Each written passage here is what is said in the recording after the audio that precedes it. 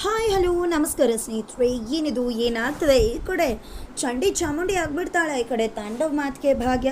ಏನಾಗುತ್ತೆ? ಮನೆಯವರೆಲ್ಲರಿಗೂ ಕೂಡ ಕೆಲಸದ ವಿಷಯ ಗೊತ್ತಾಗುತ್ತಾ? ಏನಾಗ್ಬೋದು ತಿಳ್ಕೊಬೇಕು ಅಂದರೆ ಈಗಲೇ ನಮ್ಮ ಈ ಚಾನಲ್ನ ಸಬ್ಸ್ಕ್ರೈಬ್ ಮಾಡಿ, ಹಾಗೆ ಒಂದು ವಿಡಿಯೋವನ್ನು ಪೂರ್ತಿಯಾಗಿ ನೋಡಿ. ಶ್ರೇಷ್ಠ ಏನೋ ಮನೆಗೆ ಬಂದು, ಆದರೆ ಯಾತಕ್ಕೆ ಬಂದು ತಾಂಡವ್ನ ಕೇಳೋದಕ್ಕೆ ಖಂಡಿತ ಇಲ್ಲ.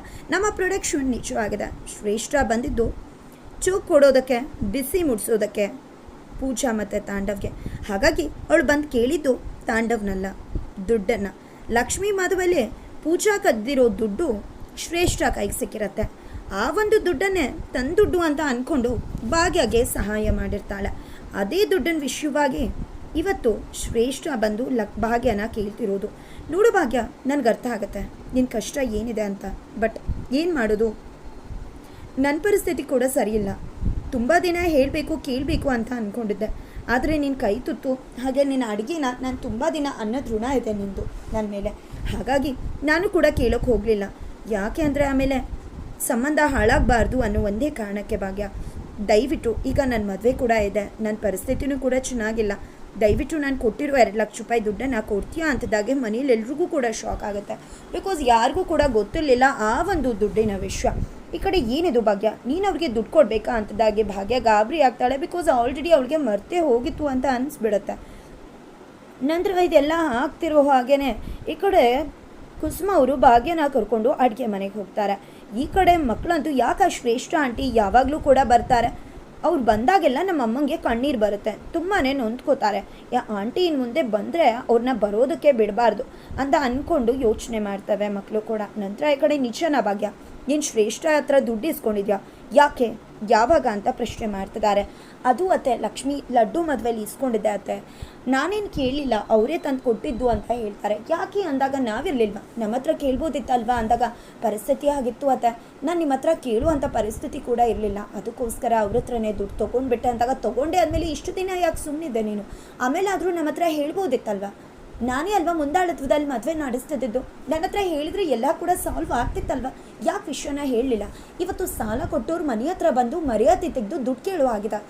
ಈಗ ಅವಳು ಬಂದು ನಮ್ಮನ್ನು ದುಡ್ಡು ಕೇಳ್ತಿದ್ದಾಳೆ, ಏನು ಮಾಡೋದು, ಎಲ್ಲಿಂದ ಕೊಡ್ತೀಯ ಈಗ ಅಂತ ಹೇಳ್ತಾರೆ. ನೀನು ಮಾಡೋ ತಪ್ಪು 1-2 ಭಾಗ್ಯ, ಎಲ್ಲಿಂದ ಕ್ಷಮಿಸೋದು ನಿನ್ನ ಈ ತಪ್ಪಿಗೆ ಅಂತ ಹೇಳಿ ವಿಚಾರ ಮಾಡಿಕೊಂಡು ಅಲ್ಲಿಂದ ಬರ್ತಾರೆ. ನಂತರ ಈ ಕಡೆ ನಿಚಾರಿ ಭಾಗ್ಯ ಅವ್ರ ಹತ್ರ ದುಡ್ಡು ಇಸ್ಕೊಂಡಿದ್ದಾಳೆ ಅಂತ ಹೇಳ್ತಾರೆ. ನೋಡು ಭಾಗ್ಯ, ದಯವಿಟ್ಟು ನನ್ನ ದುಡ್ಡನ್ನು ಕೊಟ್ಬಿಡು, ಆದಷ್ಟು ಬೇಗ ಅಂದಾಗ ಖಂಡಿತ ನನಗೆ 1-2 ದಿನ, ಒಂದು ಸ್ವಲ್ಪ ದಿನ ಟೈಮ್ ಕೊಡಿ, ಖಂಡಿತ ನಿಮ್ಮ ದುಡ್ಡು ಕೊಡ್ತೀನಿ ಅಂದಾಗ ಮರಿಬೇಡ ಭಾಗ್ಯ ಅಂತ ಹೇಳಿ ಶ್ರೇಷ್ಠ ಪೂಜಾಗೆ ಹೊಡೆದು ಅಲ್ಲಿಂದ ಹೋಗ್ತಾರೆ. ನಂತರ ಈ ಕಡೆ ಆದರೂ ಭಾಗ್ಯ, ನೀನು ನಮ್ಮ ಹತ್ರ ಹೇಳಬೇಕಿತ್ತಮ್ಮ, ನಾವೇ ಏನಾದರೂ ಮಾಡಿ ಹೊಂದಿಸ್ತಿದ್ವಿ ಅಂತಿದ್ರೆ ಈ ಕಡೆ ತಾಂಡವ್ಗಂತೂ ಹಾಲು ಕುಡ್ದಷ್ಟು ಖುಷಿ ಆಗ್ತದೆ. ಆಲ್ರೆಡಿ ಇಲ್ಲಿ ಶ್ರೇಷ್ಠ ಬಂದು ಸತ್ಯ ಹೇಳ್ತಾಳೆ, ಇನ್ನೇನು ಮಾಡೋದು, ಮನೆಯಿಂದ ಆಚೆ ಹಾಕ್ತಾರೆ, ಆಲ್ರೆಡಿ ಹೊರಗಡೆ ಇದ್ದೀನಿ, ಹೋಗಿ ನನ್ನ ಲೈಫ್ ನೋಡ್ಕೊಳೋಣ ಅಂತ ಮೆಂಟಲಿ ರೆಡಿಯಾಗಿತ್ತು. ಬಟ್ ಶ್ರೇಷ್ಠ ಈ ಶಾಕ್ ಕೊಟ್ಟಿದ್ದೆ, ಹಾಲು ಕೊಡ್ದಷ್ಟು ಖುಷಿ ಆಗುತ್ತೆ. ಎಂಥ ಸೂಪರ್ ಸರ್ಪ್ರೈಸ್ ಕೊಟ್ಟೆ ಶ್ರೇಷ್ಠ, ಅವ್ವ ಅಂತ ಹೇಳಿ ಫುಲ್ ಖುಷಿ ಆಗೋಯ್ತು. ಶ್ರೇಷ್ಠ ಹೋಗ್ತಿದ್ದಾಗ ತಾಂಡವ್ ಕೂಡ ಶ್ರೇಷ್ಠಗೆ ಕಾಲ್ ಮಾಡಿ ಥ್ಯಾಂಕ್ಸ್ ಹೇಳ್ತಿದ್ದಾನೆ. ಎಷ್ಟು ಈಸಿಯಾಗಿ ಅತ್ತೆ ಸೊಸೆ ನಡುವೆ ತಂದಿಟ್ಬಿಟ್ಟೆ ಶ್ರೇಷ್ಠ ಅಂತ ಹೇಳ್ತಿದ್ರೆ, ನಾನು ನಿನಗೆ ತೋರಿಸೋದಕ್ಕೆ ಬಂದಿದ್ದು, ನಾನು ಏನು ಬೇಕಿದ್ರು ಮಾಡ್ತೀನಿ ಮನ್ಸು ಮಾಡಿದ್ರೆ ಅಂತ. ಇನ್ನು ನಿಮ್ಮ ಮನೆಯವ್ರು ನಾನು ಸಹವಾಸಕ್ಕೆ ಬಂದರೆ ಮಾತ್ರ ನಾನು ಸುಮ್ಮನೆ ಇರೋದಿಲ್ಲ ಅಂತ ಹೇಳ್ತಿದ್ರೆ, ನಾನು ನಿನ್ನ ಎಷ್ಟು ಪ್ರೀತಿ ಮಾಡ್ತೀನಿ ಅಂತ ಗೊತ್ತಲ್ವ ಅಂದಾಗ, ಪ್ರೀತಿ ಮಾಡಿದ್ರೆ ಸಾಕಾಗಲ್ಲ, ಕುತ್ತಿಗೆಗೆ ತಾಳಿ ಕೂಡ ಬೇಕು, ನೀನು ಆದಷ್ಟು ಬೇಗ ಬಂದು ನನ್ನ ಮದುವೆ ಆಗಬೇಕು, ಇಲ್ಲ ಅಂದರೆ ನಿನ್ನ ಬಿಡೋದೇ ಇಲ್ಲ ಅಂತ ಹೇಳಿ ಹೋಗ್ತಾರೆ. ನಂತರ ತಾಂಡವ್ ಬೀಸೋ ದೋಣೆಯಿಂದ ತಪ್ಪಿಸ್ಕೊಂಡೆ 1000 ವರ್ಷ ಆಯಸ್ಸು, ಆಮೇಲೆ ಅದನ್ನೆಲ್ಲ ನೋಡ್ಕೊಳೋಣ ಅಂತ ಸುಮ್ಮನಾಗ್ತಾರೆ. ನಂತರ ಈ ಕಡೆ ಭಾಗ್ಯನ ತರಾಟೆಗೆ ತೊಗೊಳ್ತಾರೆ. ಕುಸುಮ ಆಂಟಿ, ನೀನು ಮಾಡಿದ ಅಷ್ಟಿಷ್ಟಲ್ಲ, ಯಶೋಧ ಅವ್ರು ನನ್ನ ಬಗ್ಗೆ ಏನು ಅಂದ್ಕೊಳ್ಳಲ್ಲ, ಅವ್ರು ನನ್ನ ಬಗ್ಗೆ ಎಷ್ಟೆಲ್ಲ ರೆಸ್ಪೆಕ್ಟ್ ಇಟ್ಕೊಂಡಿದ್ದಾರೆ. ಇವಾಗ ನನ್ನಿಂದ ಇಂಥ ಕೆಲಸ ಆಗಿದೆ, ಅವ್ರ ಮಗಳ ಹತ್ರ ದುಡ್ಡು ಇಸ್ಕೊಂಡಿದ್ದೀವಿ ಅಂದರೆ ಅವ್ರು ಏನು ತಿಳ್ಕೊಳ್ಳಲ್ಲ ಭಾಗ್ಯ, ನೀನು ಮಾಡಿದ ಕೆಲಸ ಅಷ್ಟಿಷ್ಟಲ್ಲ. ಆ ಶ್ರೇಷ್ಠ ಮದುವೆನ ನಾನೇ ಮುಂದೆ ನಿಂತು ಮಾಡಬೇಕು ಅಂತ ಅಂದ್ಕೊಂಡಿದ್ದೆ, ಆದರೆ ಈಗ ಯಾವ ಮುಖ ಇಟ್ಕೊಂಡು ಹೋಗಿ ಅವ್ರ ಮದುವೆ ಮಾಡಿಸ್ಲಿ ಅಂತ ಹೇಳ್ತಿದ್ದಾರೆ ಕುಸುಮ ಅವರು. ಅದೇನು ಬೇರೆ ವೈಷ್ಣವ, ನಮ್ಮ ಹುಡುಗ ತಾನೆ, ಅವನೇ ದುಡ್ಡು ಕೊಡ್ತಿದ್ದ, ಆದರೂ ನೀನು ತಪ್ಪು ಮಾಡಿಬಿಟ್ಟೆ ಭಾಗ್ಯ, ನಿಂಥ ಕೆಲಸ ಮಾಡಬಾರ್ದಿತ್ತು ನೀನು ಅಂತ ಹೇಳ್ತಿದ್ರೆ, ಇದೆಲ್ಲ ನನ್ನಿಂದಾನೇ ಆಗಿದ್ದು. ಅವತ್ತು ಲಕ್ಷ್ಮಿ ಮೇಲಿರೋ ಕೋಪಕ್ಕೆ ದುಡ್ಡು ಕದ್ದೆ, ಅದನ್ನು ಅವಳು ಕತ್ಕೊಂಡೋಗಿ ಕೊಟ್ಲು. ಇವತ್ತು ಅಕ್ಕನ ಪರಿಸ್ಥಿತಿ ಈ ರೀತಿ ಆಗೋಕ್ಕೆ ನಾನೇ ಕಾರಣ ಆಗಿಬಿಟ್ಟೆ ಅಂತ ಅಂದ್ಕೊಂಡು ಪೂಜಾ ಪೇಚಾಡ್ತಿದ್ದಾಳೆ. ಈ ಕಡೆ ಸುನಂದ್ ಅವ್ರಿಗೂ ಗೊತ್ತು, ಇವಳು ಮಾಡಿದ್ರಿಂದ ನನ್ನ ಮಗಳು ಈಗ ಅನುಭವಿಸ್ಬೇಕಾಗಿದೆ ಅಂತ ಅವರು ಕೂಡ ಸಂಕಟ ಪಡ್ಕೋತಿದ್ದಾರೆ. ಬಟ್ ಏನು ಮಾಡೋದು, ಏನೂ ಕೂಡ ಮಾಡೋಕ್ಕಾಗೋದಿಲ್ಲ. ನಂತರ ಈ ಕಡೆ ಬೆಳಗ್ಗೆ ಆಗುತ್ತೆ.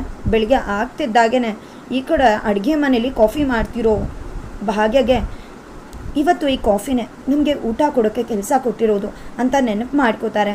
ನಂತರ ಈ ಒಂದು ಕೆಲಸದ ವಿಷಯನ ಅತ್ತೆಗೆ ಹೇಳಿಬಿಡ್ಬೇಕು.